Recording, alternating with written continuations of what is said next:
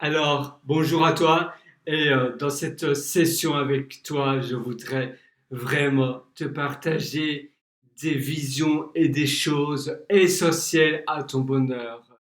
Comme tu sais certainement, eh bien, le bonheur, c'est vraiment eh bien, un principe finalement, c'est un style de principe, c'est une humeur, c'est une vision de vivre même, parce que le bonheur finalement n'est pas simplement, ne vient pas, il ne part pas comme bon il le semble, mais le bonheur, c'est quelque chose de primordial à une belle vie.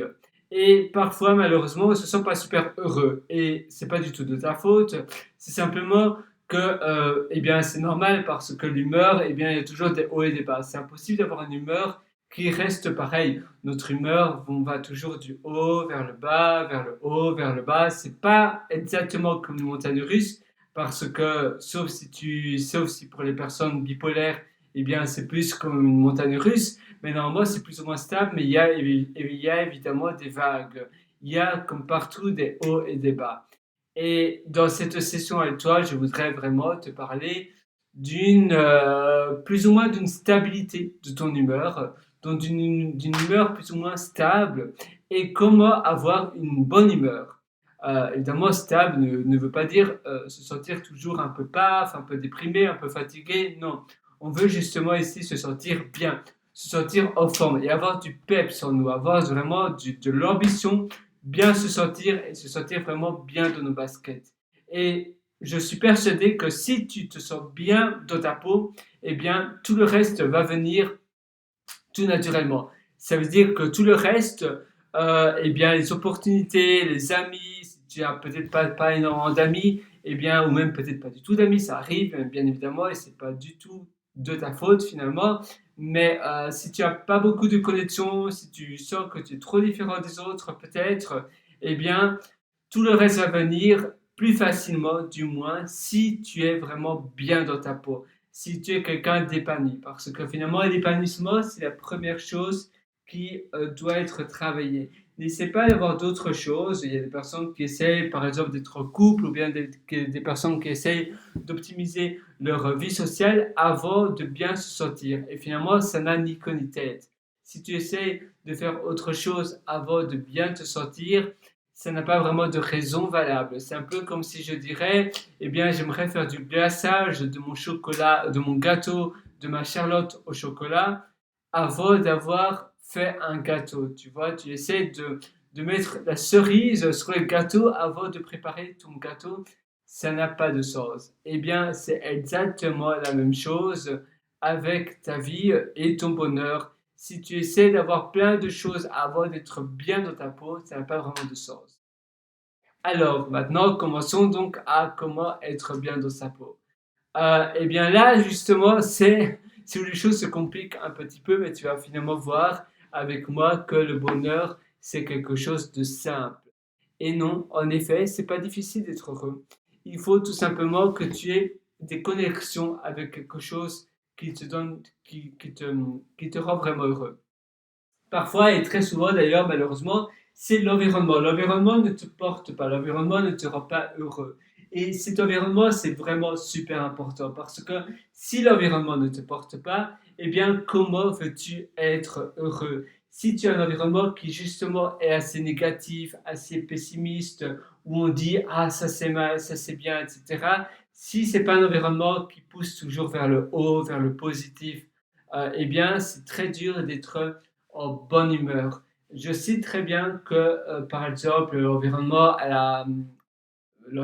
dans les pays, on va dire,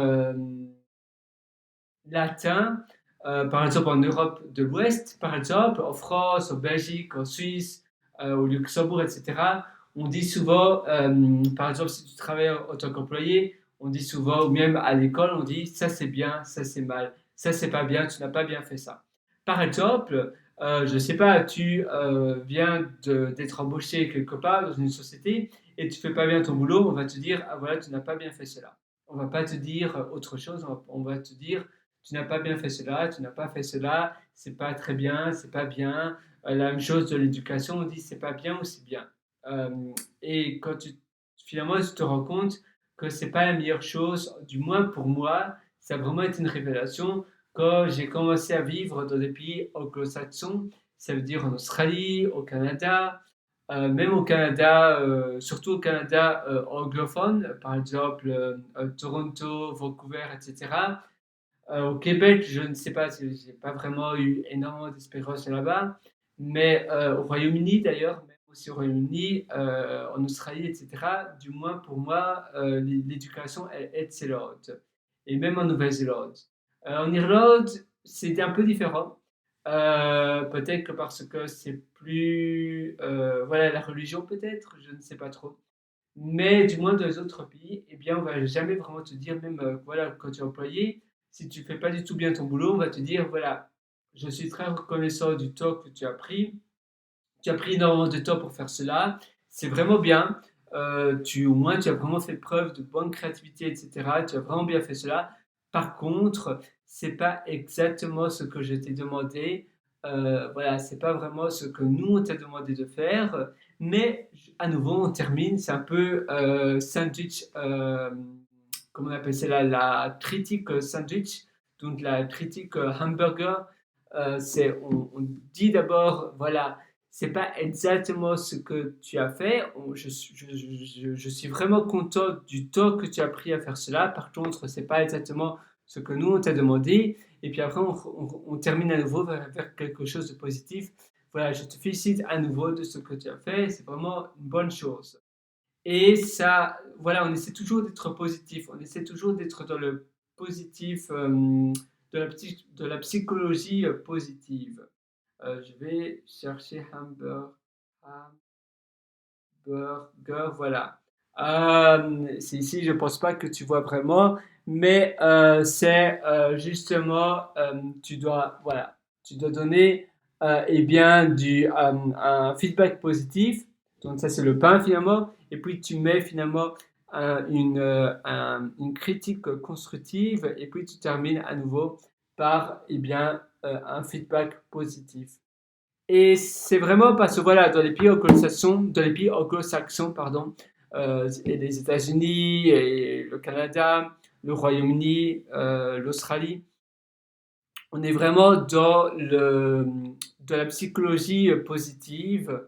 On essaie jamais de dire, on va jamais dire, voilà, c'est pas ce que je t'ai demandé, c'est pas bien, tu n'as pas bien fait ça. On va toujours dire, voilà, c'est pas exactement ce que je t'ai demandé, c'est très bien, voilà, il y a quelque chose derrière, mais c'est pas exactement ce que c'était, voilà, ce qu'on t'a demandé.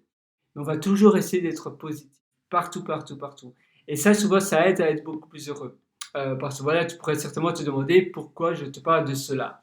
Comment ça se fait? Eh bien, c'est simplement parce que je suppose qu'évidemment, quand tu es dans un environnement qui est assez un peu négatif, où on est souvent à dire le mal, le bien, le mal, un peu, voilà, assez à l'ancienne, eh bien, ça n'aide pas à évoluer.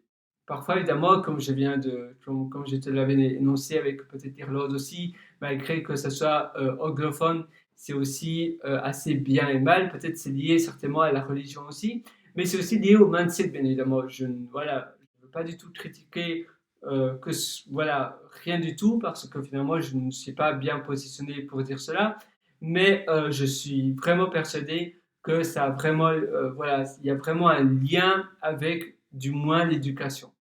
La religion peut-être aussi, certainement, mais l'éducation a aussi quelque chose qui a à voir avec cela. Et du coup, toi, tu vas essayer eh bien, de fermer tes oreilles quand les personnes disent ça c'est bien, ça c'est mal, ça c'est le bien, ça c'est le mal, ça c'est voilà, tu ne dois pas faire cela, tu n'as pas bien fait ça. Non, on devrait simplement te dire voilà, tu n'as pas exactement fait ce que je t'ai dit. C'est très bien que tu as voilà, utilisé ton temps à faire cela. Je suis très reconnaissant de toi, mais c'est pas exactement ce qu'on t'a demandé. Et c'est toujours important d'être dans le positive feedback. Toujours, toujours, parce que ça t'aide vraiment à être beaucoup plus heureux. Et ça, c'est vraiment le début du bonheur. Le début du bonheur, c'est vraiment toujours essayer, voilà, tu as toujours essayé à voir comment tu peux être heureux. Et comment être heureux si tu vis vraiment dans un monde où tout le monde est négatif autour de toi?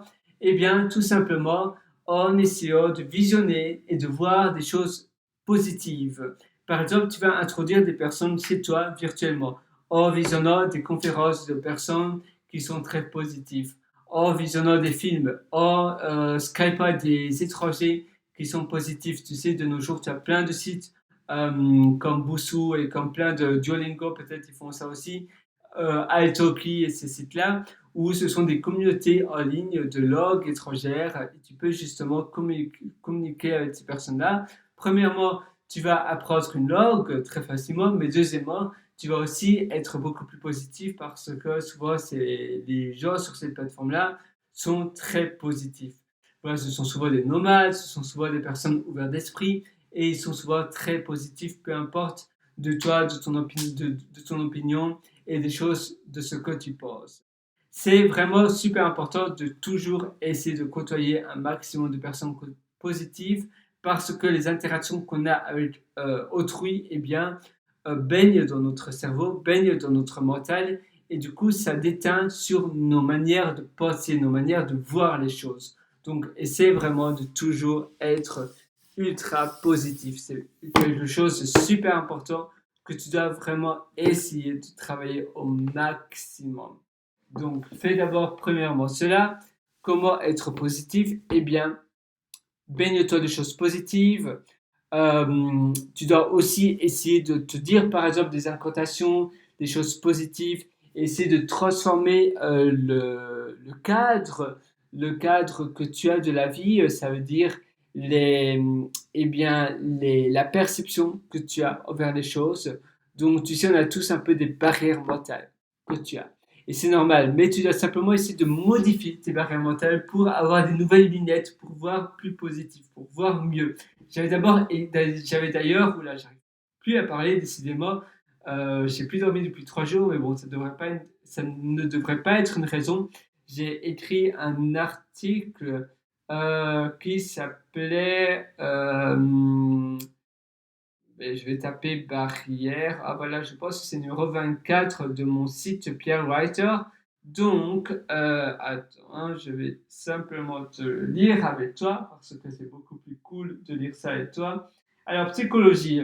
Avancez sur vos objectifs en travaillant sur votre psychologie, votre mental et vos croyances limitantes. Tu vois, supprimez toutes les barrières limitantes, tout ce que vous désirez est possible. Et en effet, tout est possible. Ça, c'est vraiment, tu dois vraiment y croire au maximum.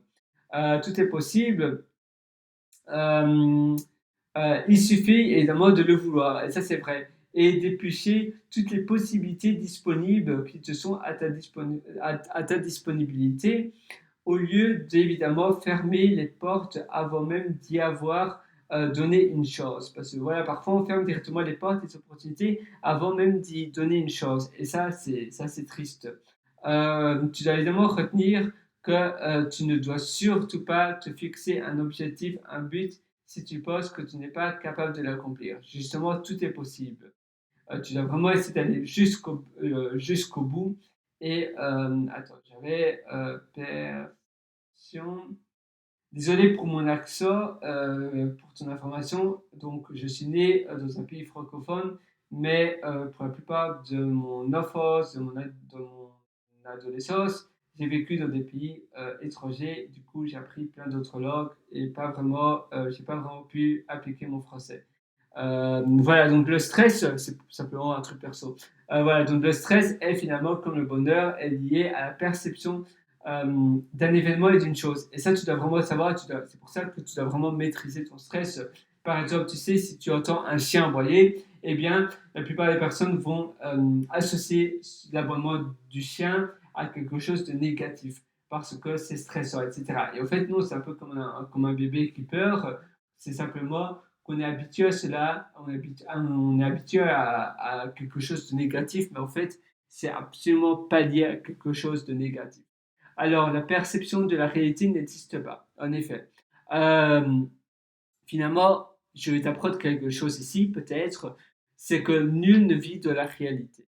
En réalité, chaque personne vit dans sa propre et unique réalité. Et oui, qui est finalement, voilà, ta réalité, elle est définie par ta propre perception de la réalité et de ton vécu, et des croyances d'ailleurs, au passage. Au final, il n'y a pas de réalité dans la vie. Et oui. La réalité est celle que l'on se crée par toi-même. Certaines personnes, eh bien, pensent d'ailleurs que dans la vie, tout est un miracle, tout est beau, tout est magnifique. Et d'autres personnes, eh bien, pensent que rien n'est beau, rien n'est un miracle et tout est vilain. Eh bien, c'est parce que notre vie n'est ni plus ni moins qu'un reflet de nos pensées. Je sais pas, tu vas peut-être avoir une mauvaise expérience, tu vas aller à la mer. Eh bien, il y a d'ailleurs Anthony Robbins qui était surtout un gourou du développement personnel. Donc, c'était vraiment un gourou du développement personnel. Et il racontait dans un de ses livres, je pense que c'était Unlimited Power, Unlimited Power, et il disait qu'il y avait deux enfants qui étaient à la plage et ils allaient dans l'eau. Ils allaient justement à la plage, il nageait, il y avait une énorme vague, je ne sais plus si c'était lié à un tsunami ou pas. Il y a un enfant des deux qui a couru, qui est sorti, qui a ri et qui était super content, de l'amusement qu'il a eu avec cette vague et l'expérience qu'il a eue. Il a adoré cela. Et l'autre enfant, il est sorti de l'eau, il a pleuré, il avait peur, il n'aimait pas du tout ça, et il trouvait ça horrible. Et tu vois, les deux enfants ont finalement expérimenté exactement la même chose. Et un a adoré ça, il a trop kiffé, il trouvait ça trop marrant.